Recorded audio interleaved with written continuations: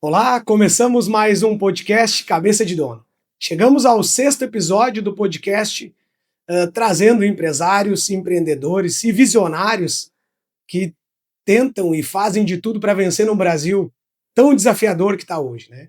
Nossa ideia e objetivo desse podcast exclusivamente é abrir cabeças, novas mentes, a empreender, a trazer ideias e insights que possam ajudar nos seus negócios ou a começar novos negócios, né? Nesse dia de hoje, a gente traz um empresário da cidade de Itaquari, que atende o estado, quiçá o Brasil, com produtos. É um empresário que a gente estima muito, um parceiro nosso, e queremos escutar a história por trás dessa grande marca e tantos desafios que eu imagino que deve ter. Trazemos hoje Adelso Costa, da Comercial Elétrica Adelso Costa. Seja bem-vindo, Adelso, ao podcast. Muito obrigado, Leonardo. Primeiro, agradecer o convite, te parabenizar por esse excelente trabalho e que tu disponibilizando o teu tempo, né, e da tua empresa para levar conhecimento para toda a comunidade taquarense, região, né, estado e todo o país, né? Adelso, aqui é um bate-papo solto. A ideia, né, é a gente trazer um pouco de experiência, contar a história, a dinâmica do teu negócio, a dinâmica dos negócios, que eu acho que tu convive bastante com empresas e vai poder trazer diversos insights, né, conectando aí quem quer empreender com quem está começando um desafio ou quem está intraempreendendo dentro de um negócio que muitas vezes acaba não conseguindo. Queria começar a história, né, quem é que é Adelso Costa, para quem não conhece, de onde é que ele vem, né? O que ele faz na história dele e como chega no momento do empreender no ramo de elétrica, né? Me conta um pouquinho da história para quem estiver ouvindo de onde tu vem, né, Adelso? Bom, hoje a Comercial Elétrica Adelso Costa tá indo para os seus 20 anos, né? Mas a gente começou a empreender, a gostar da área comércio, do varejo e do empreendedorismo, na verdade, muito cedo. Lá ainda com 7 anos de idade, a minha mãe, Clarete, fazia doces, né? E fazia doce num primeiro momento para dar para os vizinhos, receber visita e para a família. E num certo momento, mãe, faz uns doces aí que coloca uma bandejinha que eu vou vender. E começou simples assim mesmo, né? 7 anos. Saí na rua, vendi rapidinho as rapaduras, comprou mais insumos, fez mais, comecei a vender o que no primeiro dia vendeu 10, 15, segundo 20, 25 e dia após dia ia se enraizando aquele gosto de querer estar ali junto com o cliente vendendo o produto. Óbvio que isso faz 39 anos, né? Hoje a gente olha para uma criança, eu olho para minha filha, né, com 9 anos, fico pensando, mas eu com 2 anos a menos que ela vendia, eu não tenho coragem hoje de deixar ela sair na rua por questão de segurança. Não sei se ela vai estar desinibida o suficiente para chegar e oferecer determinado produto. Mas, enfim, na época, num primeiro momento, para mim, por diversão, né? Para a família, talvez por necessidade também, né? A minha mãe, e eu sempre digo, daqui a pouco, o Adelso sacrificou alguma coisa. Não, eu era um guri de 7 anos que era quase que uma diversão, tava curtindo aquilo ali, e poder ter a liberdade de estar na rua, né, conversando com outras pessoas e negociando, vamos dizer assim, era quase que uma brincadeira, né. Difícil, eu sempre falo que difícil era para minha mãe, que se acordava às 4 da manhã, fazia as rapaduras que ela gostava de fazer no dia, as rapaduras, eu ainda falo que hoje, para fazer rapaduras, tem vários equipamentos elétricos aí que ajudam, né? Processador, liquidificador, tudo. Na época era na garrafinha de cidra lá, né? Quem nunca fez amassou algo uma garrafinha de cidra, e ela moía o amendoim ali, ia até, fazendo a rapadura até próximo das 6 horas. 6 horas ela saía para trabalhar numa fábrica de calçado. O meu pai, Dinarte, trabalhava nessa época na Motasa, no Moinho Taquarense, né? Trabalhava fazendo entrega de farinha nas padarias. Então também saía muito cedo, porque na verdade 7 horas, antes das 7 já tinha que estar nas padarias em outra cidade, né? Então saía muito cedo. A minha irmã era muito nova, então já ia para a creche. E eu acordava ali de manhã, estudava na época à tarde, e 8h30, 9 horas saía vendendo as rapaduras. Essa venda iniciou na rua do bairro, depois passou o bairro todo, depois aos bairros vizinhos, Lealvin Faller. Depois foi tomando gosto e tomando corpo, e começou a ser lucrativo também, né? Daquela bandejinha de alumínio se transformou numa cesta de vime, que já cabia 3, 4 vezes mais aquela quantidade, e já comecei a atender um outro público, que era mais na região central, que era as pessoas que vinham do interior em direção à rodoviária, que na época era muito utilizada. Então, o principal ponto era a rodoviária, era a antiga loja do Eloy Kern, que, para quem não lembra, lá na Lebs hoje. Isso ainda com 7 anos, Adelson? Isso já com 9 anos, né? Já 2 anos depois já. 9, 10 anos aí. Nos períodos que a rapadura não era tão bem... não era tão vendável, né? Devido ao calor e tal. Quer dizer, o verão não deve ter rapadura. O verão é menos, então a gente vendia picolé, né? Pra xodó. O negócio era vender. O negócio era vender, o negócio era estar no giro. Melhorando, então voltava no inverno, a gente voltava pro doce de novo, aí incrementava um pouquinho com salgados. Nesse meio tempo comecei a vender raspadinhas, aí já lá com 11, 12 anos. Eu sempre digo que quando eu vendi raspadinhas eu aprendi a ser vendedor, porque eu tinha que ir na lotérica comprar raspadinha. Na época o bônus da saúde era muito famoso. Comprava raspadinha, ia lá, comprava por R$1, e tava na raspadinha escrito R$1. Então eu tinha que ir no cliente e oferecer a raspadinha, por exemplo, por R$1,50. E convencer ele a me pagar R$1,50 mesmo estando R$1 ali, né? Tinha que mostrar para ele, ter argumentos para ele. Diferenciais para poder ele me pagar R$1,50, sendo que ele podia dar alguns passos e ir na lotérica e comprar por R$1, né? Então, ali, com certeza, cada fase desse período de venda, vamos dizer assim, desde os 7 anos, a gente vai sempre aprendendo, né? Então, vendi raspadinha durante o período. Após isso, aos 13 para 14 anos, já vendi raspadinha pro pessoal da Sertagem, ali mesmo. Comecei a trabalhar na Sertagem, com 14 anos, né, de empacotador, no antigo supermercado. Que era parte da cooperativa até então. Que era a antiga Comital, né? E a Sertagem, quando comprou a Comital, encampou o supermercado e assumiu, no caso, né? Quantos funcionários, lembra mais ou menos da época a cooperativa tinha para te estar lá vendendo o produto em roda deles? Ou vendendo as É que, na verdade, eu atendia não só a parte do supermercado, eu atendia primeiro aqui a área de energia, né? Que é o pessoal que fazia as redes elétricas, né? Que era aqui do lado. Consumia bastante picolé e bastante rapadura. Bastante. Então, por mais que esse pessoal, boa parte deles, saía de manhã cedo, né? E voltava só à tarde, tinha sempre o pessoal da administrativa ali, ou o pessoal que estava trabalhando mais próximo, que aí durante o meio-dia ficava ali.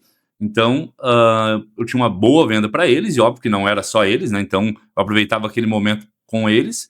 Final da tarde também, que era ali 5h30, 6 horas. Então, a gente também estava sempre ali, né? Isso, até porque aí a gente já estava estudando no turno da manhã, né?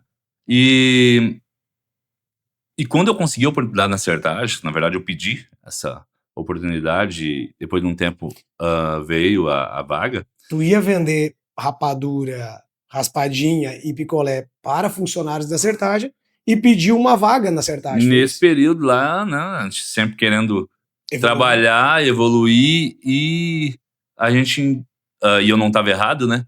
A gente via que ali seria uma grande oportunidade na minha vida, né? E eu digo até hoje que foi a minha primeira e uma das minhas principais escolas profissionais, né? Porque eu aprendi muito na cooperativa, muito na Certagem. Muito, principalmente pela maneira que eles acolhiam os colaboradores, né? E acolhem provavelmente até hoje, né? Me ensinaram muito. E esse, para mim, era o grande diferencial. Eles queriam passar, né? Queriam passar essa informação, queriam passar o conhecimento. Então, teve pessoas ali importantíssimas que me deram muito suporte. E não tem... E é muito difícil eu não falar o nome deles, porque quando eu começo a contar a história, me vem na mente, né? Passa uns filmezinhos ali, né? Umas lembranças. Então, Vardema na parte do supermercado, o Fuso, que era o gestor na parte financeira, então nos ensinava alguns detalhezinhos ali também, o Beto no RH. Então, sempre tem mentores, né? Toda pessoa de sucesso, né? Ou toda pessoa que um dia quer ter sucesso, precisa ter um mentor que seja aquela pessoa que te leva de um lugar para outro. Às vezes é pequenininho o degrau, mas precisa, né? Com certeza. E eles acabavam sendo, lembrando que eu era um guri de 14 anos, né? E como eu tava lá, tinha mais vários, né? E eles eram, eu dei o exemplo de 3, mas muitos outros nomes, né? Eles eram referência para nós. Na verdade, a gente, como guri, a gente até esqueci, o Granja também era muito, nos ajudava muito na época.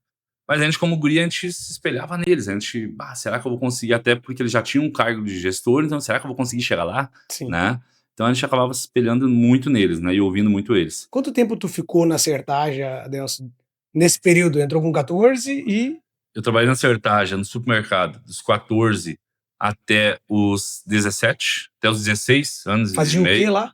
Trabalhava de empacotador, né? Empacotador. E só que assim, Certagem era o principal supermercado da época na cidade, né? Então era muito movimento, né? Então o trabalho principal era empacotador, mas também tinha que fazer o serviço de repositor, né? Colocar essa mercadoria na prateleira, né? E então tu acabava tendo que fazer hora extra, vinha mais cedo, largava mais tarde para poder suprir aquela, até porque o espaço físico da época não era tão grande e o consumo era enorme, né? Então tu tinha que ajudar, né? E isso eu acho que já é um ponto importante. Eu trabalhava lá, mas conforme aquilo fosse, semelhante que aquilo fosse meu. Trabalhava de forma que parecia que fosse meu, ou seja, dava o meu máximo ali dentro, né? E sempre procurando aprender. A Certagem nos proporcionava capacitação, mas também tinha que querer, né? E então, com 16 anos e meio ali, eu acabei saindo da cooperativa, fui para um outro local de emprego, fui trabalhar no Mercado Frias. Comigo, inclusive. Contigo, inclusive. Foi um período importantíssimo também da vida ali, porque a gente, como eu falei, tudo a gente acaba aprendendo, né? Esse período, principalmente na Léo Alvim, porque eu fiz amigos para a vida toda, né? Que se tornaram clientes depois, né? Então, tudo passando por essa questão de que a gente vai abordar um pouco mais na frente de relacionamento, né? Tudo nos ajudou nessa parte de relacionamento. Trabalhei um período no Mercado Friso. Deixei raízes, porque o Hélio acabou sendo meu padrinho de casamento mais tarde. Posterior, fui trabalhar na Satpel, uma terceirizada Satpel. Já com que idade daí? Com 17 anos. Ainda de menor, né? Ainda de menor, mas a terceirizada aceitava, né? Então fui trabalhar na terceirizada Satpel. Mais uma vez, grande aprendizado, porque eu fui trabalhar direto no pátio, né? E o trabalho era muito braçal mesmo. Porque eu tinha 17 anos, mas eu sempre fui maior, né? Sempre fui grande, né? Então, vamos dizer assim, até passava que tivesse mais idade, né? Então, trabalhei na Satipel até próximo dos 18, até que a Satipel, na época, definiu que transferiria o pessoal das terceirizadas para a indústria, para a Satipel mesmo. Iria terminar com aquele setor, naquele setor com a terceirização. E aí nessa, eu não tinha 18 anos, não poderia passar para a empresa. E aí saí. Saí, pouco tempo depois, 15, 20 dias depois, recebi o convite da Sertagem de novo, do Vardemo, que já era meu gerente antes na primeira passagem pela Sertagem. Voltei para o supermercado para trabalhar aí sim de repositor e controle de estoque. Trabalhei ali em torno de 1 ano no supermercado e participei do primeiro recrutamento interno da cooperativa, que era um sistema que dava oportunidade para as novas vagas dentro da cooperativa e em outros setores. Primeiro, para os colaboradores que já estivessem na cooperativa, que, óbvio, passavam por uma seleção, por uma dinâmica, e tivesse o perfil para assumir essa nova vaga. Dali eu participei, conquistei essa nova vaga, fui para o setor de montagem e entrega de móveis da loja de móveis da Sertagem, que, para quem não lembra, era na frente onde é a Sertagem Energia hoje, na frente do Bujão, ali da JR Motos e tal. Você chegou até a loja, né? Na Albino Pinto, né? Na Albino Pinto, isso, né? Próxima à farmácia Santo Antônio ali. Só os antigos que estiverem escutando vão saber. Vão entender. Nova geração não vai entender. Isso. Então fui para montagem de móveis e entrega de móveis. E ali eu comecei a ter a experiência de estar mais na rua fora da cidade, porque a Sertagem abrangia muitas cidades vizinhas, né?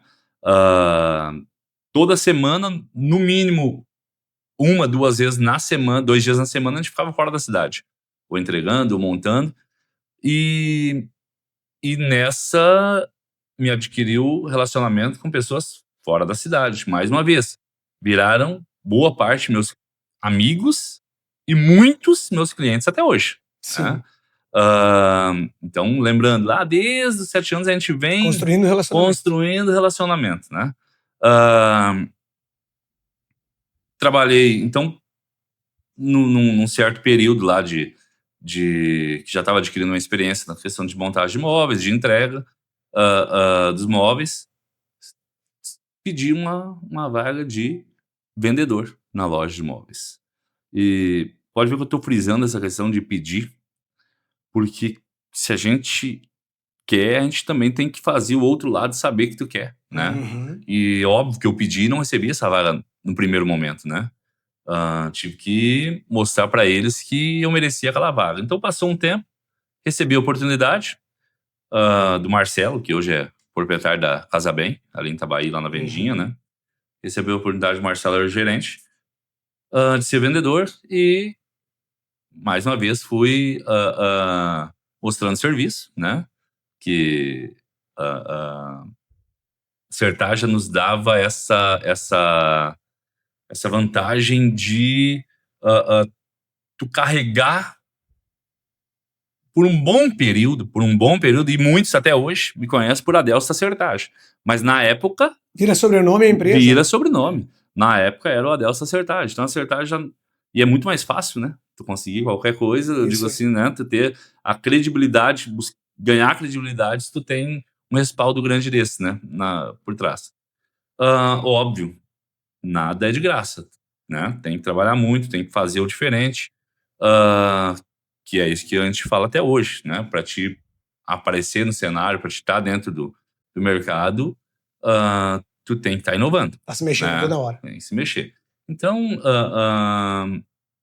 trabalhei na Sertagem, então, como vendedor durante 3, 4 anos ali, né? Até que me surgiu a oportunidade de ser gestor da loja de material elétrico. A Sertagem fez uma pequena divisão.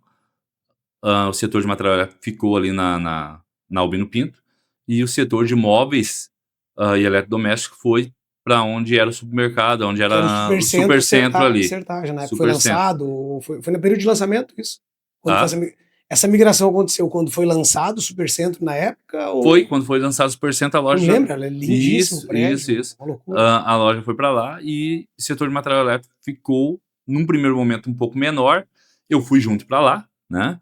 E depois eles resolveram investir um pouco no material elétrico e eu voltei como gerente da loja de material elétrico. Então ali eu já comecei a buscar um outro tipo de experiência, que foi como gestor de negócio, né? E, mais uma vez, tocando negócio como se fosse meu. Cabeça de né? dono. Cabeça de dono, é isso aí. E a Certage, ela te dava essa liberdade também, né? Então, ali eu adquiri muito conhecimento, muita experiência com os demais gestores, né? Das outras áreas, né? Administrativas ou comerciais. Passou um período, comecei a receber uma proposta para ser representante comercial, fora da empresa, de uma empresa de Santa Cruz, para ser representante comercial deles. No primeiro momento, achei que não dava, e depois estudei mais um pouco a proposta deles e aceitei. Então, comuniquei a cooperativa, eles pediram para eu ficar um pouco mais, fiquei mais 3, 4 meses dentro da cooperativa, até eles se organizarem, né, reestruturar, e depois fui trabalho de representante. E a própria cooperativa ficou minha cliente, né? Representando o quê? Produtos de materiais elétricos, né? Então ali eu tive um outro tipo de experiência, que foi visitar todo o Vale do Taquari e Vale dos Sinos durante um determinado período, visitar todas as lojas na nossa região, né? E aí ter uma outra visão de cabeça de dono, né? Que é entender as angústias de outros empresários, de outros empresários, né? De outros compradores, né? Então, durante um período bom, eu fui representante, até que um belo dia, tô eu ainda representante, mas passando pela cafeteria da Certage, sou bavaresco, e eu gosto de contar a história porque foi muito mérito dele mesmo. O seu bavaresco me chama, perguntando como é que tá o seu bavaresco, para quem não é da época, então era o presidente da cooperativa na época, o presidente da Certage. Me chama, me questionando ali como é que tava o negócio. Ele sempre gostou muito de conversar. Tem muitas histórias dele aqui, né? Nossa! Gostou muito da conversa. E era muito visionário, né? Só quem conheceu ele para saber. E ele no meio da conversa, ele me dá a sugestão: por que tu não coloca uma loja para ti aqui? E eu, no primeiro momento, por educação até, né, não ri nada, mas, nossa, se aí nessa eu falei, não é para mim, questão financeira e tal.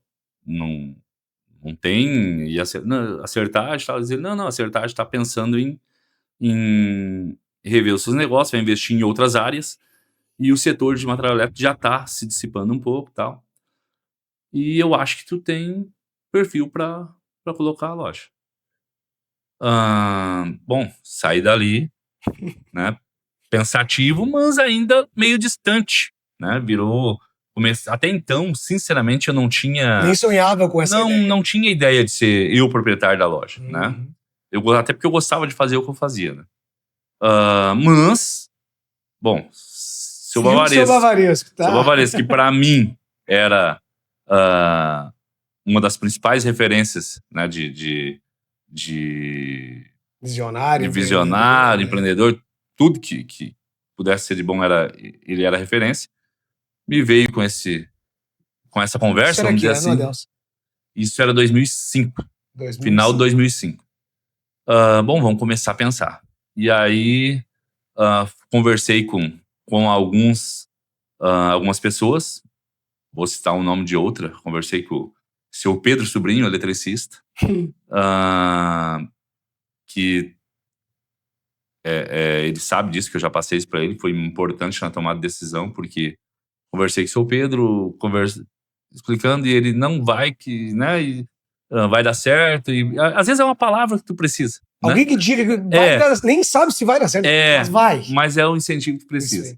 E aí fui atrás, consegui o prédio na Aleixo Rocha ali, na entrada da Léo Alvim, um prédio na época que não tinha referência. Era um bar até de então. Comércio, exato, era um bar, né? 40 metros quadrados, né?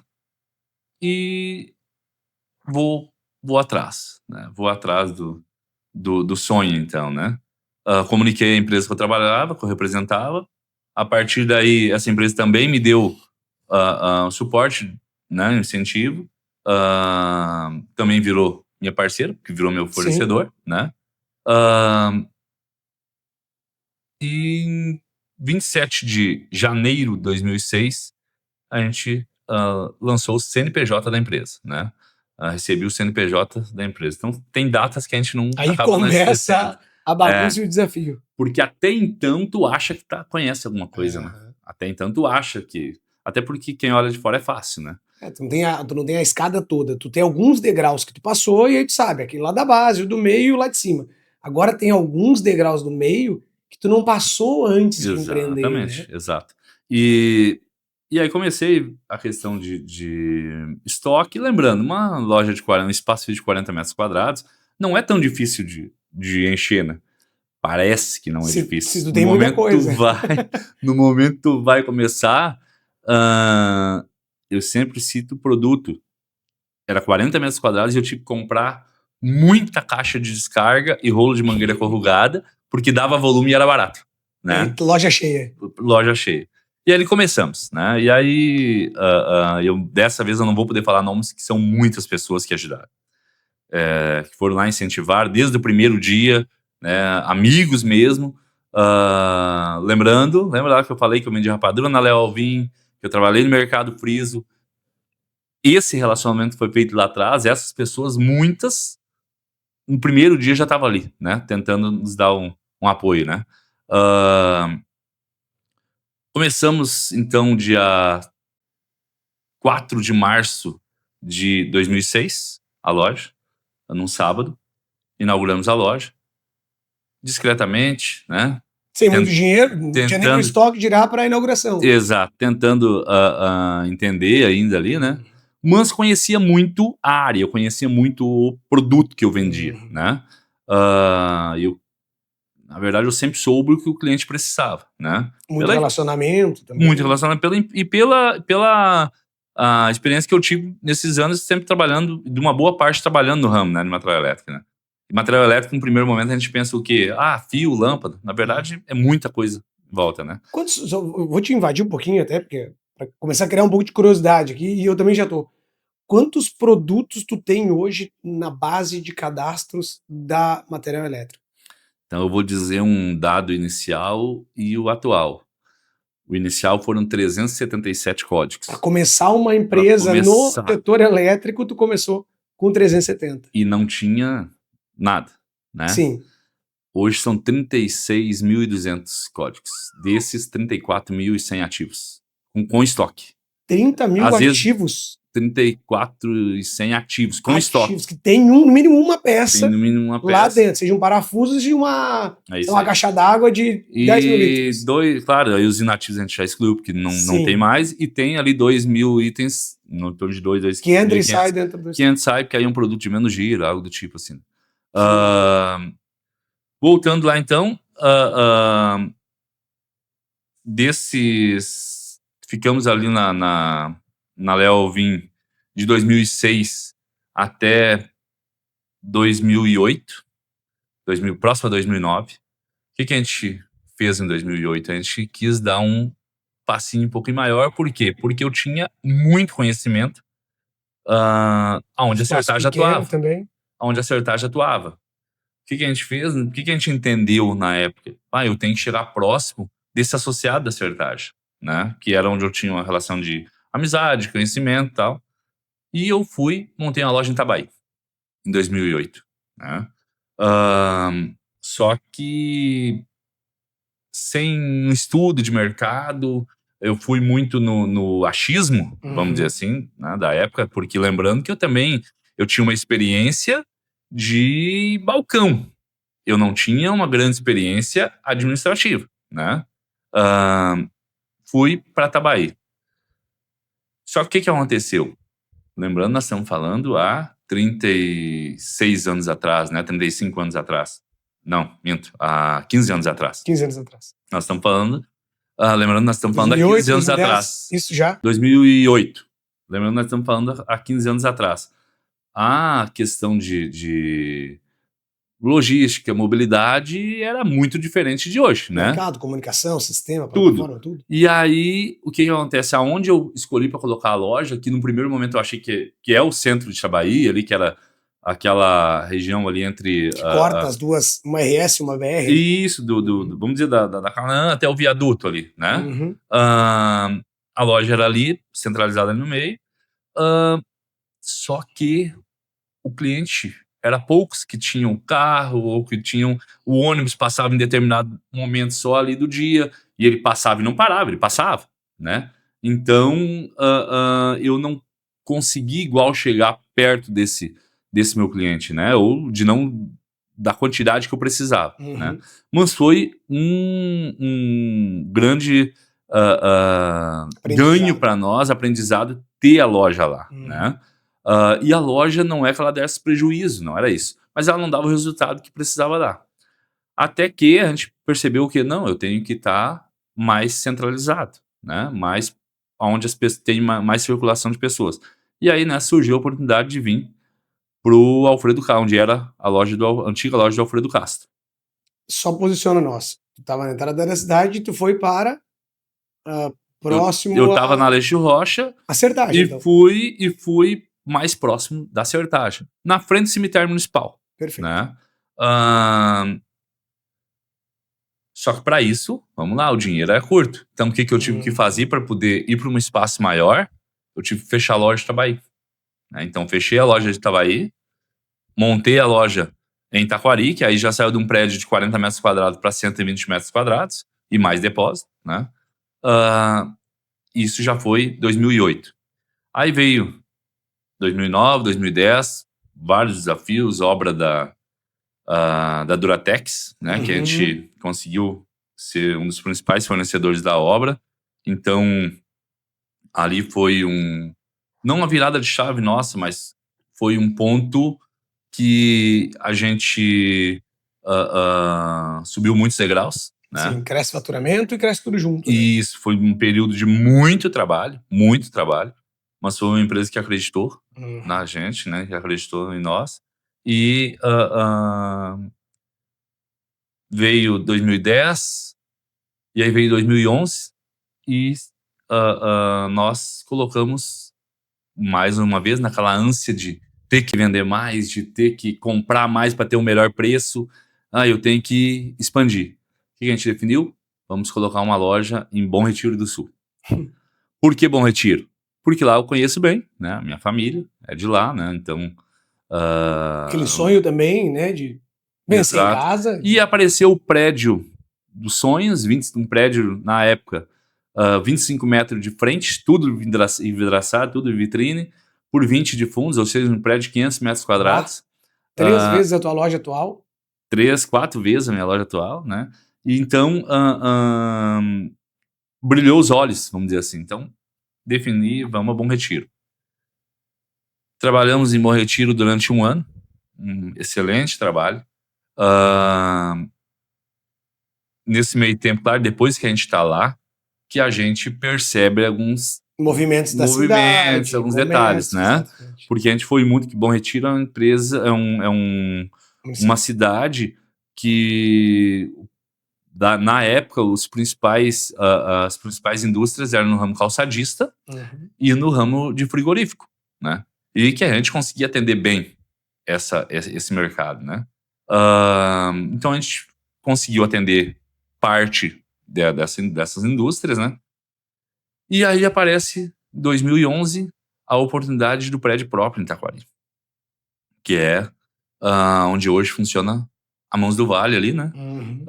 Na época surgiu a oportunidade, então o proprietário da época me fez uma proposta. No primeiro momento eu achei que era um passo muito longo para nós, né? Mas aí, no momento que tu fica sabendo e tu recebe essa proposta, tu fica no mínimo 3, 4 noites sem dormir ali pensando talvez é a proposta da vida, como né? viabilizar, exato, daqui a pouco tu não pode deixar passar a oportunidade.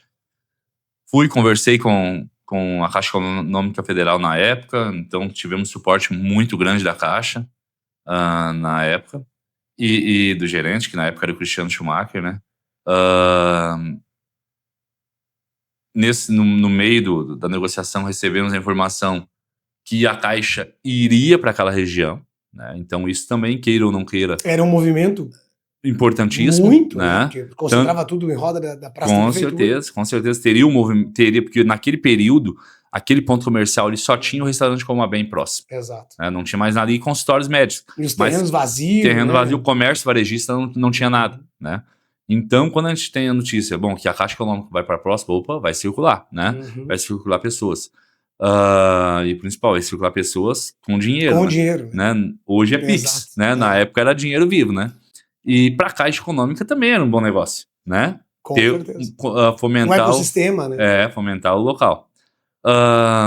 Então, 2000 adquirimos ali o prédio, não precisa dizer, né? Uma facilidade simples, né? Pega o dinheiro e paga. Financiamento a longo prazo, né?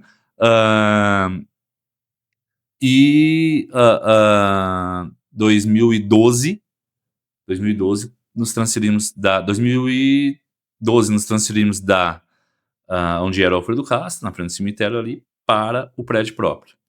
Lembrando que nesse período era uma casa, nós tivemos que transformar numa loja, isso levou ali algumas reformas, algum valor. Só ficou um fio para trás. Essa unidade de Bom Retiro, nesse movimento, ela continua? Excelente. Eu estava me passando. No período que a gente definiu comprar o prédio, tinha um valor a ser investido, né?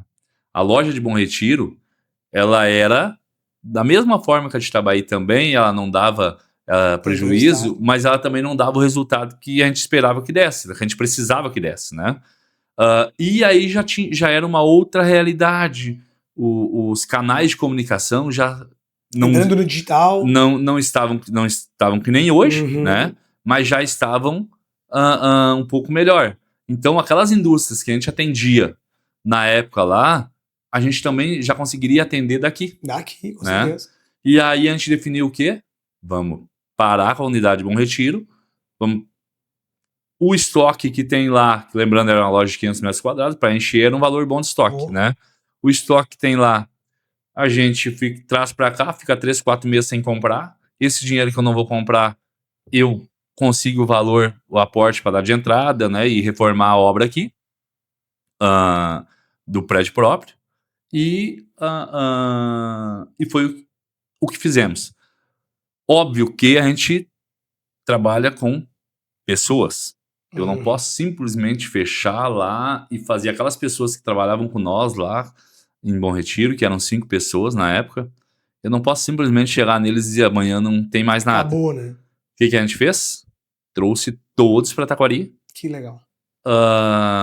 Pagava esse transporte para eles, óbvio, né? Salário, e óbvio que nesse momento eu passei para eles. Eu consigo pagar o transporte, pagar o salário, óbvio, mas tem essa questão do desgaste deles, né? De ida e vinda todo dia, né? Então, a partir do momento que vocês conseguissem se realocarem lá, né? Eu vou entender perfeitamente e talvez vai ser bom para as duas partes. E foi o que aconteceu, tá? Foi o que aconteceu, até porque a experiência que eles tiveram com nós lá fez abrir porta para eles em outros locais lá. Então, agora, seguindo 2012, inauguramos aqui, né? Outubro de 2012 agosto de 2012 inauguramos a loja aqui na Lauter Filho, em prédio próprio. E aí começa outra realidade, que é aumentar, né? Que aí a gente está em cima do que é da gente. Começa a crescer. Tu começa a aumentar o espaço físico, né? E na época o terreno ainda tinha espaço no terreno, então fomos aumentando. Lembrando que saímos do prédio de 40 metros, viemos para onde era o Alfredo Castro, 120 metros, e chegamos a 480 metros ali na Lauter Filho, do lado do Comabem, onde é a malharia hoje. Nesse período, né, passou muita coisa. A gente ficou ali durante 2012 até 2022, 9, 10 anos, né? Nesse período, várias turbulências, né? Principalmente da economia, né? Que acaba... O que mais te impactava, ou ainda te impacta, Delcio? É política, é a parte fiscal, é a parte financeira, econômica, ou é um mix de toda essa bagunça que Com é o Brasil? certeza é tudo, com certeza é um mix, porque o que acontece? Ah, quando quando tu começa, em cada parte do teu negócio tem várias dificuldades, né? Quando tu começa, o simples fato de pagar o imposto, porque tu tá faturando bem pouquinho, por mais que o imposto seja pequeno, que o percentual seja pequeno, o teu faturamento é pequeno, teu custo operacional, mesmo tu iniciando, ele sempre é muito grande, né? Então, aquele imposto ele vai ele te pega uma fatia do Sangrando teu, um ele pouco. vai te sangrando e às vezes te retarda o crescimento, né? Quando tu começa a crescer, é natural, quanto mais tu cresce, mais o percentual de impostos Vai te atrapalhando. vai aumentando e o teu custo operacional também vai aumentando, né? Mas aí tu tá faturando mais. Qual é o grande X da questão? Tu tem que estar bem assessorado, né? Tu tem que estar com um escritório de contabilidade forte do teu lado. Se puder ter uma consultoria, melhor ainda, mas aí a gente sabe que para quem está começando normalmente é mais difícil, né? Mas então ter um escritório de contabilidade que também compre a tua ideia, né? Que te dê uma atenção. Por quê? Porque vai chegar o momento ali, eu não consigo mais estar no Simples Nacional, ou é vantagem estar no Simples Nacional, tem que passar para o presumido, ou tem que ir para o lucro real. E o grande problema, que não existe uma regrinha básica, se tu falar com um, é melhor tal coisa. Cada um tem uma receita. Cada um tem uma receita, né? Então tu tem que ver e talvez até muitas vezes fazer determinada mudança para realmente sentir de que forma aquilo Deixa eu te toca o teu perguntar, negócio. e o que te incomodou para sair de um prédio já grande, tu dentro de quase 1.000 metros quadrados, tu tinha 2 andares ali, né? Uhum. E pular para um prédio do tamanho que é o teu atual. E até para entender, assim, para quem não conhece a tua operação hoje, explica um pouquinho do tamanho dela atual, para as pessoas entenderem que aquele menino vendedor de rapadura de 7 anos, o que é o negócio hoje? Dá dimensão para quem está escutando. O que acontece? Um pouquinho antes de tomar a decisão de ir pro prédio, pro atual prédio, nós passamos por várias dificuldades, né? E aí, ainda na pergunta que tu questionou, o que mais nos atrapalha, se é tributo, se é a economia, né, política e tal, que eu falei que é um misto, em 2014, 2015, nós passamos uma séria dificuldade, que foi o nosso produto era o nosso mix era pequeno, né? E nós era muito voltado à iluminação industrial, material elétrico industrial, em geral. Tinha pouca diversidade de produto. Pouca diversidade industrial e trabalhávamos forte para licitações de iluminação pública, né? De todas as prefeituras da região, do estado, né? E algumas até fora do estado. Então a gente se focou muito ali. O que aconteceu? E a gente tinha um bom estoque, né? Lembrando que o nosso 70% do nosso estoque era muito focado em iluminação pública e iluminação industrial. E material elétrico para setor público, material elétrico para setor industrial. O que aconteceu no ano 2014, 2015, com a crise que deu na China? Lembrando que material elétrico, 80%, 90%, ele acaba vindo China, sim. da China, né? É importado. Os grandes sempre importam. E com a crise que deu na China e também na economia brasileira, anteciparam a entrada do LED, né? E o que aconteceu? Aqueles reatores que precisava para ligar a iluminação pública, aquelas luminárias grandes lá e tal, aqueles braços grandes que precisavam para iluminação pública, principalmente, ele parou de existir em 30 dias, 40 dias. Entendeu? Deu um boom de LED no país e 70% de todo o meu estoque era naquela linha, simplesmente de 10x começou a valer 1x. Entendeu? Então, e lembrando que os meus financiamentos que eu tinha de compra de imóvel ou de produtos mesmo, ele era de estoque, ele era baseado, o meu próprio estoque que estava ali a pagar, ele era baseado no custo de 10x, né? E aí não deu tempo, em 30, 40 dias simplesmente foi lá para baixo o preço, né? E entrou um produto novo, que já estava vislumbrando que ia entrar. Todo mundo já sabia que ia entrar, mas isso aí a ideia é que levaria lá 1 ano e meio, 2 anos, né? E deu 30, 40 dias. Que é o tempo de Porto. Sair de lá e chegar aqui. Isso acabou, no fio da palavra mesmo, acabou quebrando muita gente, né? E nós estávamos naquele meio ali. Claro, a gente enxergou um pouquinho antes. Mais uma vez, o profissional é importante. Chamamos nosso contador, visitamos os bancos, né? Contamos a história, assim, vai acontecer isso, tal coisa ali na frente. Vai chegar um ponto que não vou alcançar mais, né? Aí fizemos um trabalho planejamento bem forte com os bancos, claro que, lembrando, não tinha vencido nada, estava tudo em dia, tudo certo. Isso é um negócio até, eu vou te cortar um pouquinho, mas não quero perder essa linha. 90% das pessoas, Adelson, deixa vencer para ir negociar. Uma coisa que tu tá trazendo e que eu também trago como mantra, negocia antes porque tu sabe que não vai vencer. Tu tem uma previsão de fluxo de caixa para pagar. Se tu ganha 5 mil reais no teu negócio profissional liberal, ganho 5 mil e tenho 10 mil para pagar de despesa no mês que vem, é óbvio que não vai conseguir fechar. vencer. Não vai fechar. Vai lá e negocia. E isso eu acho que é o principal motivo. O que o empresário, quem está iniciando, o microempreendedor, ele tem que ter coragem de olhar o seu negócio um pouquinho mais ali na frente. Por que coragem? Porque às vezes tá bom hoje. Uhum. E a gente tá... não, mas vai dar certo. Vou virar. Mas e não quer, e a pessoa não quer olhar um pouquinho mais na frente. Entendeu? É que tem não medo. Quer enxergar. O que eu acompanho, ou os profissionais que eu acompanho por muitas vezes, tem medo de saber o número real, porque aquilo, em vez de acelerar ele, vai travar.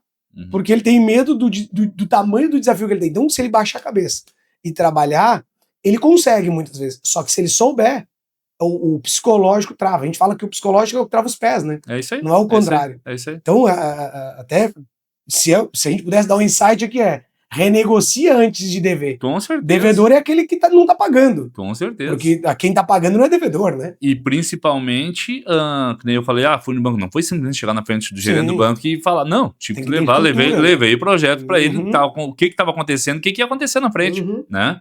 Era plausível aquilo que eu estava falando. Tem que conhecer o seu negócio e o seu mercado, né? Fundamental, tem que conhecer o seu negócio, né? E principalmente o que está acontecendo ao teu redor. Exato. Né? E aí eu já te respondo por que ir para um outro prédio, né? Se eu estava no prédio próprio, que aí... Conta paga, quase. Conta paga no prédio próprio, isso aí já em 2021. Um prédio próprio, estoque todo pago, já uma outra modalidade de compra. Melhor momento para o cara confortável parar de investir e ficar só navegando. Né? Exatamente, eu sempre digo assim, se tu tá tudo certinho, tu até caminha diferente, né? Pode olhar, se o cara tá certinho, ele até tá caminhando diferente lá, né? Então, tudo certinho, tudo andando conforme precisava, só que aí vem aquela questão, nós temos que enxergar um pouquinho mais ali na frente, né? Não podemos, hoje, até porque qualquer empresário, qualquer empresa, se tá tudo sereninho, tudo rodando 100%, desconfia. Vai lá e olha para ver se tá tudo certinho mesmo, porque não tem, a gente tem que estar se reinventando todo dia, né? O mercado tá muito dinâmico pra gente dizer assim, não, tô tranquilo. Não, se tá tranquilo, tá errado, né? Tem que estar se reinventando todo dia. E aí veio 2021, surgiu... Pós-pandemia, né? Saindo da pandemia. Digital explodindo, vamos pensar que o teu concorrente hoje já é o Mercado Livre, com Amazon, certeza, Shopee, com certeza. China. Sem dúvida, saindo da pandemia ainda, né? Com aquele receio, será que volta? Porque, como para todo negócio, o meu também na pandemia foi muito tenso, né? Foi muito tenso, acho que essa é a palavra correta, porque principalmente no início a gente não sabia o que ia acontecer no outro dia, e além de tudo, tu tinha aqueles, na época, 20 e poucas pessoas contigo ali, que tu também acaba se preocupando com eles, né? Deixa eu te fazer uma pergunta, que agora tu falou e me veio a lembrança visual da tua loja. Foi na pandemia que tu coloca o produto de limpeza para rodar dentro da loja ou não é? Foi por coincidência, eu tenho que ser sincero. Tá? Não foi... Pouquinho antes da pandemia. Já tinha pouquinho antes da pandemia, ali, 2, 3 meses antes da pandemia. Tipo, a pandemia foi em março, nós novembro, ali, 4, 5 meses em novembro de 2019. E tu começa a entrar já com produto de limpeza naquele momento? Para as empresas. Tá, entendi. Porque o que acontece? A gente tá dentro das empresas, né? Então era um nicho de produto que a gente... Sim, de obra, pesado, exatamente. Né? E normalmente, e no início principalmente, foi muito produto de limpeza pesado. Né? Eu me lembro. Na verdade, alguns produtos de limpeza, desde 2014, 2015 a gente trabalhava, né? Sim, mas muito destinado à obra. É, muito destinado à obra. E 2019 a gente incrementou um pouco mais, mais uma vez, sempre voltado às empresas, né? E aí veio tal do álcool gel, o álcool líquido, 70%, nada chegava, né? Tinha um volume absurdo. E aí entrou forte essa linha para nós, como é até hoje. Mas 2021, então 2000 para 2022, tudo calmo, vamos dizer assim, eu chego na Daniela, né? Que é na verdade, eu sempre gosto de dizer que quem manda é ela lá, né? O braço direito e esquerdo, né? Sempre é ela. Na verdade, ela é a cabeça do negócio, né? E eu chego na Dani e digo pra ela, tô negociando o prédio pra colocar a loja no prédio onde funcionava o supermercado Dia. Ela até riu, achou graça, achou que era brincadeira e tal. Imagina, sair do prédio próprio, pago, né? Tudo tranquilo, né? Vamos aproveitando a filha, né? Falando em metro quadrado, nós estamos indo para um lugar de 3 vezes maior? Nesse período ali nós estávamos com 700, indo para, na época lá, o prédio que nós somos tinha 840. Tá, era um pouquinho só maior. É, um pouco maior, porém, hoje está indo para 3 mil metros quadrados. 3 mil metros quadrados. Quando definimos, óbvio que eu conversei com outras pessoas, alguns me chamando de louco. Não, Deus, tá saindo da vitrine da cidade, todo mundo querendo na cidade, o lugar passa pela venda da loja. Vai se esconder lá atrás, né?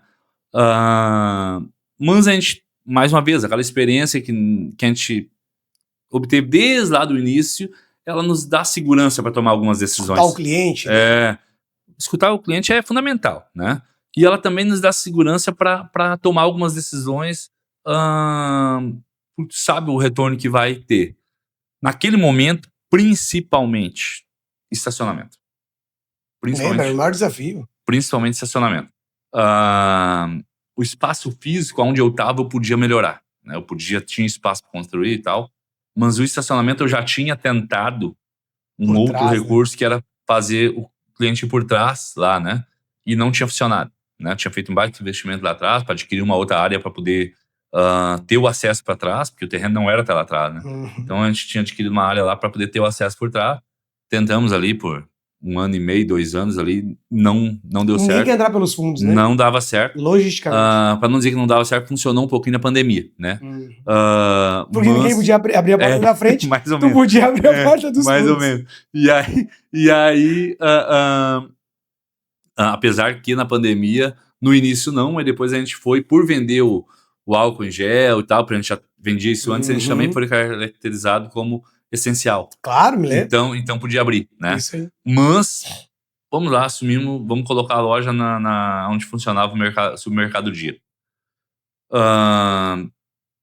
Como qualquer tomada de decisão, por mais que tenha uma convicção, ela te dá um frio na barriga. Né? E se parou de dar o frio na barriga, não tem graça, né? Então, ali, mais umas 2, 3 noites sem dormir ali, até ter certeza, fechamos o negócio, vamos para lá. E, claro, hoje a gente tem... hoje a gente vê que foi acertada a decisão, né? Mas tu falou um detalhe antes que para mim é fundamental desde lá dos 7 anos. É ouvir o cliente, entendeu? Tu tem que ouvir ele, porque na verdade o cliente, a maioria das vezes, ele enxerga o teu negócio melhor que nós mesmos. Só que para isso tu tem que dar a liberdade para ele, tem que dar abertura para ele vir e te dar aquele feedback ali, né? Óbvio que cada um vai ter um jeito de te passar isso aí, né? Alguns vão passar isso reclamando, outros vão passar isso chamando um cantinho e dizendo: Adelson, faz isso, o que tu acha? Outros vão te dar um exemplo de alguma coisa para ver se tu enxerga, né? Cada um vai ter um jeito para te falar, mas o principal é que a gente esteja aberto para ouvir eles, né? E isso eu garanto que é desde o primeiro dia que a loja abriu até hoje vai continuar sendo. Isso não só eu, como todos que trabalham lá dentro sabem que tem que ser assim. Eu ia entrar nisso. Como liderar uma cultura nesse contexto? Como levar essa cultura? Eu sei que tu está muito presente na tua operação, tu vive ela, respira ela, oxigena ela, mas muitos momentos, né, Adelso, para crescer, como tu fala, para abrir uma loja em outro lugar, em algum momento tu não vai poder estar aqui todo dia, ou em algum momento, e eu imagino que tu aspire esse crescimento, porque tu é sedento por crescimento. Sim. E quem não é, tá no caminho errado, né? Claro. Como botar essa cultura no time que ele consiga retransmitir isso lá na ponta para o cliente? O que tu enxerga de diferencial para fazer isso? Cara, eu acho que tem que dar o exemplo. Tem que dar o exemplo porque como eu tinha as minhas referências lá atrás, eu também, da minha forma, da minha maneira, eu também tenho que ser referência para quem tá comigo, principalmente para quem tá começando lá, né? Eu tenho o Eduardo hoje, que o Duda trabalha comigo há 17 anos, né? Então, ele começou... É o mais antigo? É o mais antigo, depois vem o Adriano ali, que já deve estar com 14, acredito eu. E tem outros que já estão ali com 7, 8. A nossa rodagem, né, de pessoas ali é pequena, até. Para quem é do comércio varejista, ela é muito pequena. E sempre foi. Lá em 2013, 14, a gente fez um trabalhinho, uma consultoria com o Sebrae ali. Eles nos passaram lá um retorno lá que nós, do Vale, era uma das empresas do nosso segmento, do nosso tamanho, que tinha menos rotatividade de colaboradores. Tem algum sistema de treinamento? Eu entrei para trabalhar na comercial amanhã. Eu passo por um treinamento? Tu começa no negócio... Ou tem um padrinho, normalmente? Não, na verdade, ele passa por um processo seletivo, né? Tá. E vai pro setor. Naquele setor, assim, ó, eu nunca coloco pressa. Sim. Entendeu? Ele não pode chegar lá tendo que dar resultado, porque senão não vai funcionar, né? Ele tem que estar lá acompanhando no primeiro momento, acompanhando, e aí automaticamente treinando, né? Sim. Para quando ele estiver ali sozinho, ele tenha confiança de exercer a função. Claro que a gente sabe... Quantos funcionários que tu tem hoje? Hoje, 39. E setores? Tu divide a tua empresa em quantos setores? Hoje, basicamente, é o financeiro, né? Financeiro administrativo, vendas, e depósito ali. E o administrativo, ele, na verdade, ele é meio que dividido. Ele mistura com o financeiro? Ele pega... É que o financeiro nosso, ele é bem direcionado mesmo, porque engloba as operadoras de caixa, contas a receber, contas a pagar, porque nós somos, lembrando, nós somos uma empresa pequena, né? Sim, pequena no teu olhar, para mim ela é gigante. Não, mas o que acontece? Isso eu sempre deixo muito claro para quem entra, né? Todos têm as suas funções pré-estabelecidas. Porém, para dar certo, se eu quiser fazer só a minha, não vai funcionar. Não vai funcionar. Entendeu? E aí, nisso que eu digo que nós somos pequenos. Porque lá, daqui a pouco, a multinacional, a empresa gigante lá, os caras, eu faço isso, é só isso. Só sei varrer, só sei passar pano, só sei... Nós não. Nós temos que ajudar a senhora da limpeza lá, porque senão ela não vai dar conta sozinha. E se ela não der conta sozinha, nós temos que colocar outra pessoa para ajudar ela. Se nós colocar outra pessoa para ajudar ela, vai inviabilizar alguma coisa, né? E só ela não pode, né? Então nós temos que ajudar. Da mesma forma, cara, eu aprendi assim. Na verdade, eu aprendi assim. Lembra que eu falei lá no início, eu entrei para ser empacotador. É isso aí. Aí, precisava para abastecer? Bom, o que adianta eu estar empacotando se não tiver o produto na prateleira, se o cliente não conseguir comprar? Só sabe ensinar quem sabe fazer, né, Nelson? É isso aí. E aí, eu posso falar isso com bastante naturalidade, que eu sempre deixo claro para eles lá. E de uma maneira, vamos dizer assim, tranquila, né?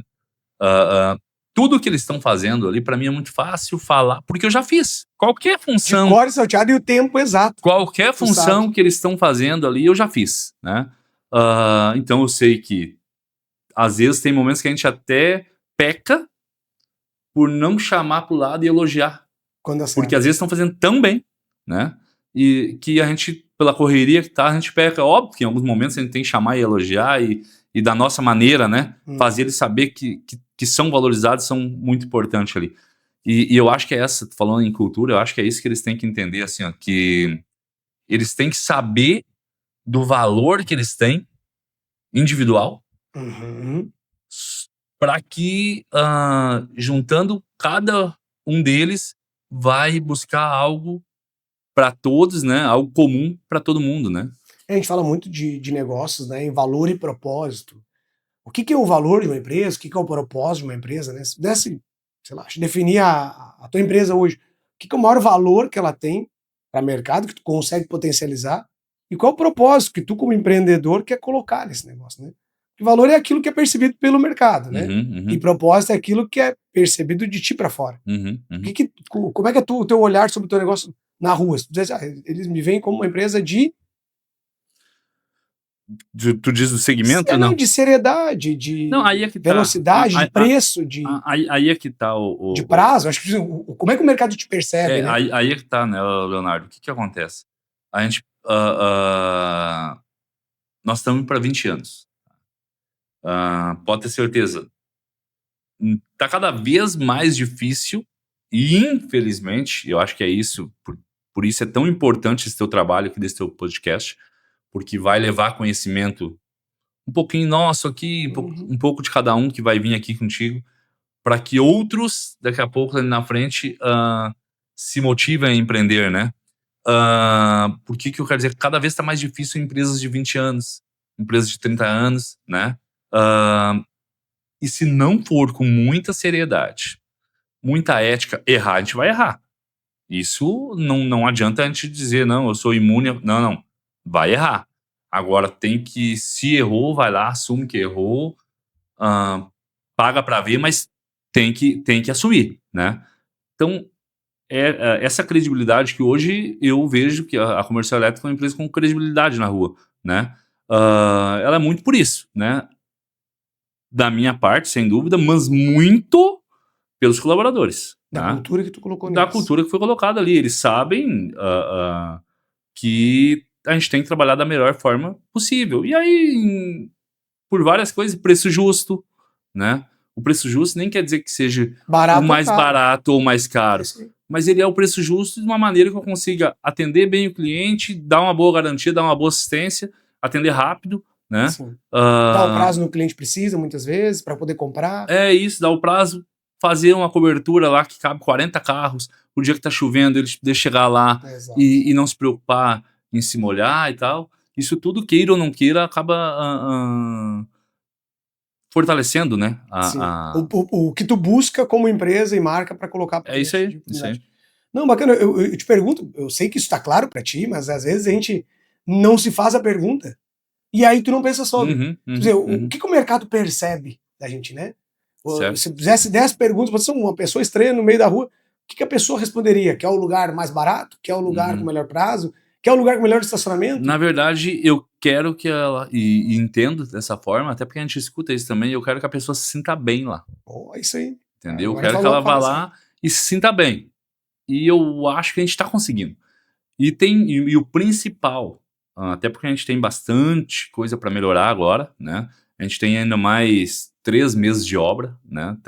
Isso eu ia perguntar, tá no nosso plano. Olhando para o futuro, o que o teu consumidor pode esperar da comercial Adelso Costa? Porque hoje até, sendo muito sincero, o elétrico já não é mais o teu negócio.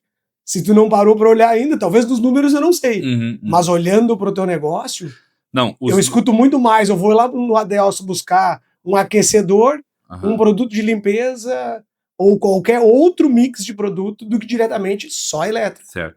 O que acabou acontecendo? Lembra que eu falei lá no início, no meio da nossa conversa, agora eu falei assim, 2014, 15, eu tive um grave problema, porque 70% do meu produto era em cima de um nicho só de produto, né? 70% do meu estoque era em cima de um nicho. Então, esse pecado eu não vou ter mais. Esse erro eu não vou ter mais. De né? ter um nicho. Mas o elétrico é o nosso sem dúvida nenhuma, o elétrico e o hidráulico são os nossos carros-chefe. É mesmo. Ele representa o que em volume percentual, Adelson? Elétrico e hidráulico? 70%. Mas então um volume Não. relevante. É muito relevante. Até porque, assim, ó, o elétrico e hidráulico, claro, nosso principal objetivo é atender bem o nosso cliente de Taquari e região. Taquari, Itabaí, General Câmara, Triunfo, aqui, que é quem os nossos clientes de Fazenda Vila Nova, Bom Retiro, que é o nosso cliente do dia a dia, né? Que esses vêm ali. E também pelos canais de vendas a gente acaba chegando até eles. Mas a gente vende estado, não vou dizer Brasil todo, porque fora do estado é pouca venda, né? Acontece. Mas dentro do estado a gente atinge uma boa parte aí, e aí sim no elétrico e no hidráulico, né? Até mesmo pela experiência, pelo tempo que tem, né? Concentração falando um pouco mais de negócio, tua concentração de negócio hoje, ela está mais em Taquari hoje ou já está fora de Taquari em volume de vendas? Não, 60% é a venda fora da cidade. Já é mais venda. Sempre foi. Toda a história da loja, tirando ali os primeiros, talvez, 2 anos. B2B, nem isso. Para empresa. Empresa e pessoa física, mas vamos dizer que 85, 90% empresa. CNPJ. Desses 60% que vai para fora da cidade. É CNPJ. E hoje, dentro do ecossistema, basicamente se responde os números aqui também. PJ, esses 85%, ele é global na pessoa jurídica, o volume de vendas? Daqui de Taquari? Pensando... Não. Taquari mais é pessoa física. O público de Taquari que mais compra é o pessoa física e o público de fora. Pelo produto que é vendido fora, como eu falei, é elétrica e hidráulica, né? Então já é mais direcionado para a empresa mesmo, né? Sim. E quando eu falo que é pessoa física, na verdade, quando eu falo que é pessoa física, exemplo, a gente atende alguns condomínios, né? Então atende condomínio, mas muitas notas são diretas para os condôminos, né? Então aí sai a nota para pessoa física, né? Bom, falando então... Futuro. Futuro. O que o consumidor que está aqui ou fora, que te compra em 80%, 85%, no PJ, pode esperar do Adelson uma plataforma nova, um ambiente novo?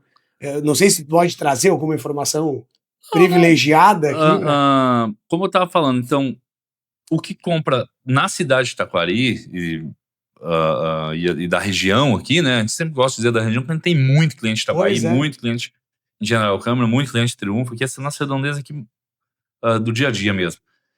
Nos próximos 3, 4 meses, vamos continuar ver algumas, e a gente até normalmente pede lá um pouco de paciência, né? Porque o cliente chega lá e normalmente tem uma bagunça ou outra, né? Porque... tá se transformando. E é aquela velha ditado de trocar a roda do carro, o carro andando. Não tem milagre, né? Tem que abrir às 7h40 ali e fechar às 18h. E tem que fazer essas mudanças nesse período, né? A grande maioria das mudanças tem que ser durante o horário. Então, ali mais 3, 4 meses a gente vai tá em obras ainda ali, né? Melhorando. Esse ano a gente trabalhou muito em cima de estrutura interna, tipo, investimos muito em armazenamento de produtos. Armazenamento de produtos. Que aí primeiro a gente tem que buscar estruturar o armazenamento para poder ter o maior estoque, né? E aí depois e agora falando em futuro, para buscar novos horizontes. A gente tem algumas conversas para filial, mas também tem a questão do e-commerce, né? Que não tem milagre, né? Veio para ficar. Não tem volta. Não tem escape, veio para ficar. E faz tempo já, né? E o que acontece, né? O e-commerce. Eu tenho que entender que nem todo meu produto ele é para e-commerce. Sim, né? Exato. E nem todo cliente vai comprar no e-commerce. Exatamente. Então, a gente está em fases de estudo, né? A gente já contratou a empresa do e-commerce, que já está fazendo trabalho com nós e tal. Porém, depois de 19 anos com o mesmo sistema, o mesmo software de gestão de vendas, a gente teve, por uma questão de melhoria mesmo, de buscar melhores resultados, a gente teve que trocar o sistema esse ano. Né? Para 34 mil itens. E tivemos que trocar a empresa. Nossa né? A gente senhora. teve que trocar a empresa porque essa empresa que nos atendia muito bem, por sinal, ela, na verdade, ela não conseguia fazer o software que nós precisávamos, né? E aí ela nos indicou e tal, e nós fomos para uma outra empresa. E a gente, para ter uma ideia, a gente começou a trocar o sistema no mês de janeiro, e até agora não tá redondinho ainda. E vai ser difícil, né? Pelo volume que vocês têm aí. Até agora não tá redondinho, então a gente apanhou um pouquinho. Para ter uma ideia, a gente começou a conversa com o e-commerce lá em dezembro, e aí uma coisa tem que estar junto com a outra, né? Sim. Então primeiro a gente vamos definir, resolver 100% a questão loja física, e aí depois vamos ver a questão do e-commerce, até porque o nosso e-commerce, ele vai ser muito em parceria com alguns fornecedores, né? Então Não vai botar todo o mix de produto dos não vai, 34 mil não itens. tem como Não tem ter, como, né? não tem como ter, não vai ser isso. Ele vai ser, eu posso dizer que talvez uma nova empresa, né? Sim, uma operação paralela que vai escolher uma linha de produtos para poder trabalhar. Que vai me dar vantagens para a loja física. Sim. Exemplo, vou comprar melhor para ter um menor custo, devido à parceria com essas empresas, que algumas já estão sendo estipuladas, né? Já foram alinhadas. Para mim ter um melhor lá no balcão. Para mim ter um melhor custo, um melhor preço de venda, e aí favorecer o meu cliente, pessoa física também, né? Aqui no balcão, né? Então, essa é a nossa ideia para o futuro agora, para e-commerce, né? Loja física, que nem eu falei, a gente tem um início de conversa para filial, só que aí o que acontece? Para filial, né? A gente tem um início de conversa para filial, mas enquanto não se resolver a questão do sistema, é certo que não se mexe nada. Tem a questão de por nós já ter duas filiais no passado, que não é que deu errado, mas que a gente foi um pouco afobado, né, em colocar as operações. Então essa eu tenho que ter um maior cuidado, até pelo know-how, pela experiência que a gente já tem, né? Então eu tenho que ter um melhor cuidado para atingir. E uma outra questão, para colocar uma filial, e aí sim a filial teria que ser com os mesmos itens daqui. Aí são mais 34 mil itens. E aí eu não consigo uma filial colocar num prédio de menos de 1.200, 1.500 metros quadrados. 40 metros quadrados, então não dá. Não dá, o início não dá. Aqui foi lá no início, não dá. Que maravilha, Adelso. Cara, a gente poderia ficar 3 horas, né? A gente fala que 1 hora passa voando e já passou 1 hora. Então, até para nós não estender muito, e nem podemos, porque o objetivo era segurar em 1 hora. Já estamos em 1h10, né? O Walter daqui já nos policiando, querendo nosso pescoço por causa do tempo. Adelso, queria que tu deixasse uma mensagem final, né? Eu acho que para quem está empreendendo, o que é o maior desafio de empreender e por que se deve empreender no Brasil com tantos desafios e tanta diversidade? Por que a pessoa acreditaria em tirar o seu dinheiro tão custado vendendo rapadura para arriscar pagando imposto, arriscar pagando salário, arriscar pagando aluguel? Por que fazer, Adelso, no Brasil? Para nós encerrar, por que empreender no Brasil como está o cenário de hoje? Bom, primeiro a pessoa tem que querer empreender. Ela tem que saber que ela tem que querer muito. Se ela tiver dúvida, ela tem que, no mínimo, buscar aquilo que eu falei no início lá, ela tem que buscar um acompanhamento profissional e talvez até mental para saber se é aquilo mesmo que ela quer, né? Para não colocar o dinheiro fora, né? E ela tem que querer muito, ela tem que ter coragem, que para empreender no Brasil, a pessoa tem que ter muita coragem, ela tem que saber que ela vai passar por mais sólida que ela pode estar hoje financeiramente, no momento que ela investe, ela sabe que ela vai passar por alguma turbulência, né? Então, ela tem que estar capacitada, ela tem que conhecer aonde ela vai empreender, né? E ela tem que saber que nós estamos aqui também para ajudar ela a isso, né? Nós precisamos que as pessoas cada vez mais empreendam, né? Para fazer esse país crescer, né? A questão falando um pouquinho de Taquari agora, né? Para fazer a nossa cidade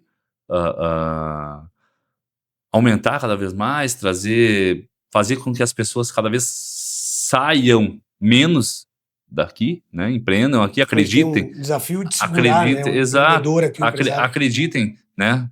Na nossa cidade, na nossa região. Eu falo de Taquari, falo de Itabaí, falo, né, nossas cidades aqui. O principal, eu acho que é isso. Ela tem que conhecer aonde vai empreender e ter coragem, porque vale a pena o desafio.